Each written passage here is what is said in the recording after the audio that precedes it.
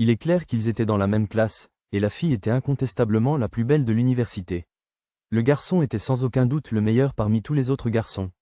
Ils n'ont cessé de flirter l'un avec l'autre et, naturellement, ils sont tombés amoureux. Le cas était clairement similaire à celui de Layla Manu. Les deux familles se détestaient et le mariage était difficile. Les deux familles étaient du même avis.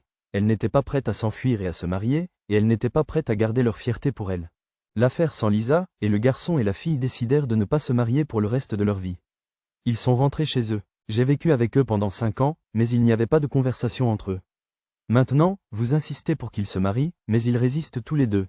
Les parents de la fille ont fini par abandonner et la fille a appelé le garçon. Ce dernier a décroché le téléphone et n'a entendu que le bonjour de la fille. Il a immédiatement demandé « Quand dois-je venir avec le cortège nuptial ?» Les parents des deux jeunes gens se sont rencontrés et ils se sont mariés. Le garçon a créé une entreprise, a fait de bonnes actions et est devenu heureux. Ils restèrent mariés pendant 20 ans, au cours desquels ils eurent 3 enfants. La femme n'était pas fière de sa beauté et n'en était pas digne. Elle était belle même à 45 ans et mère de 3 enfants. La ville l'aimait et louait sa femme en pleurant. Mais un jour, ce n'était pas prévu. Il y avait un petit gâte sur les rives de la rivière. Il est sorti et s'est transformé en un ulcère qui s'est propagé. On l'a emmenée chez le médecin et les examens ont révélé qu'elle était atteinte d'un cancer du sein. Elle en souffrait. La ville n'était pas seulement cette ville. Quand pouvait-il cuisiner et nourrir sa femme? Il gardait sa femme dans sa maison. J'ai emmené ma femme chez différents médecins, d'un hôpital à l'autre, et même d'un pays à l'autre. Ils ont tous exigé de l'argent. Wahab Dia, le cœur de la femme était rempli de nœuds. Ses ennuis n'étaient pas encore terminés. Un jour, un autre problème est survenu. La voiture de la femme a été heurtée par un camion et elle a été gravement blessée. Elle a été transportée à l'hôpital, où l'on a découvert qu'elle avait perdu la vue. Elle est devenue aveugle. Après cela, vous pouvez consulter un médecin. Regardez le malheur. La femme est morte d'un cancer et la ville est devenue aveugle.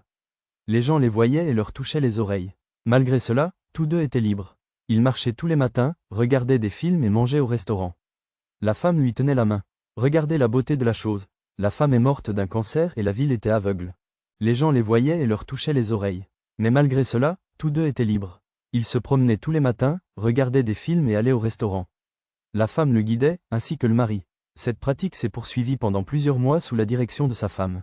Mais ensuite, Green a dit une chose étrange à la ville. Une chose étrange, exigeant qu'il aille seul en Suisse. J'aimais la ville, dit mon ex-femme. Elle veut rester seule dans la ville pendant 10 à 15 jours.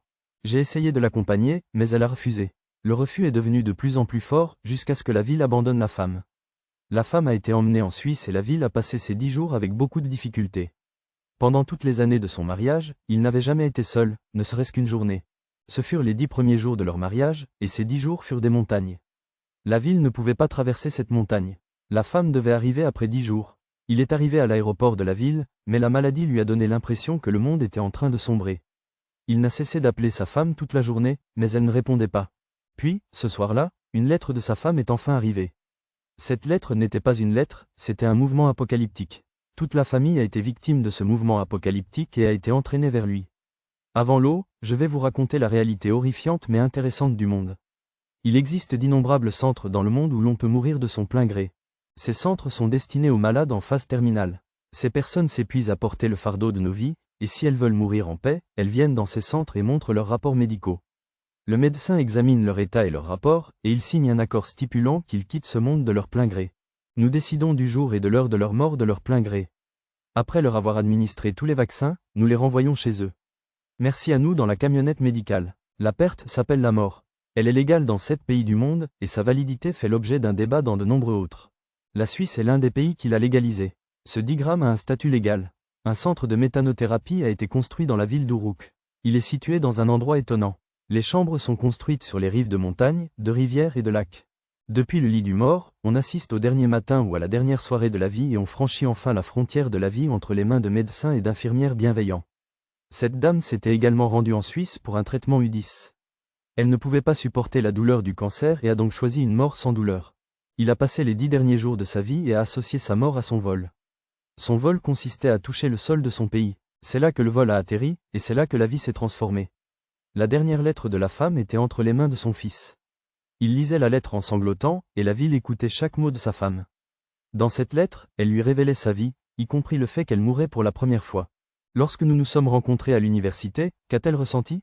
Elle s'est réveillée en tant qu'étudiante, et ce jour-là, elle a entamé un voyage qui allait changer le cours de sa vie. En se battant, elle est tombée amoureuse de lui. Elle a passé 5 ans en mariage et a laissé ses fils au domestique. Elle dit, je n'ai pas pu te dire mon amour. Je n'ai même pas pu donner votre part à mes fils. Comment a-t-elle pu accomplir 20 ans de vie conjugale et recevoir le premier morceau de pain? Qu'a-t-elle ressenti lorsqu'elle s'est vue devenir laide en pleurant? Que se passait-il dans son cœur? Elle a toléré la décision de la nature, mais ensuite la lumière est venue sur le fait que vous avez envoyé vos premiers fils en pension. J'ai compris vos raisons. Vous ne vouliez pas que vos fils me voient dans cet état, et vous ne vouliez pas qu'ils aient pitié de moi. Tu as soudoyé les domestiques, et les pleurs sont devenus une excuse. Je cassais les notes et vous demandais de les partager, et vous en riez. Lentement, tous les miroirs ont disparu. Vous saviez que j'étais. Regarde ta laideur avec tes propres yeux. Si vous m'aviez laissé ici, je l'aurais toléré. Tu as bien fait d'être aveugle. J'ai eu un accident et je me suis déclaré aveugle. Je sais que ce n'est pas grave. Tu agis en aveugle depuis des mois, et je sais pourquoi. Tu ne voulais pas que je le fasse. Pendant un moment, j'ai cru que tu me trouverais laide ou que tu verrais ma laideur dans mes yeux. Tu as fait du bon travail. J'ai eu un accident et je me suis déclaré aveugle. Je sais que c'est pour la forme. Tu fais l'aveugle depuis des mois, et je sais pourquoi. Tu ne voulais pas que je te regarde ou que je lise ma laideur dans tes yeux. Ce faux aveuglement était l'extrême de l'amour. Je n'ai pas pu le supporter. J'ai décidé de quitter ce monde. Je quitte ce monde. Cessez d'être aveugle. Tiens cette lettre et lis-la toi-même. Les mots sont sortis de la bouche du fils. Le père prit la lettre de sa main et commença à la lire. Prends soin de toi après moi. Rangez toutes les serviettes dans l'armoire. Je suis venu ici avec des vêtements pour 5 ans. Il fera 10 changements en 1 an. Tu as porté tous ces vêtements jusqu'à ce qu'ils soient déchirés. Le fils a parlé, et le père l'a interrompu. Prends soin de toi après moi. Garde toutes les serviettes dans l'armoire. Je suis venu ici avec des vêtements pour 5 ans. Il en changera 10 en 1 an. Tu as porté tous ces vêtements jusqu'à ce qu'ils soient déchirés. Continuez à vous brosser les dents. Je n'ai pas oublié ma promenade matinale. Dernière chose, nourrissez les oiseaux tous les jours et prenez toujours soin de mes chats. C'est juste votre réduction à. Si vous avez aimé cette histoire, dites-nous ce que vous en pensez dans les commentaires et partagez cette vidéo autant que possible.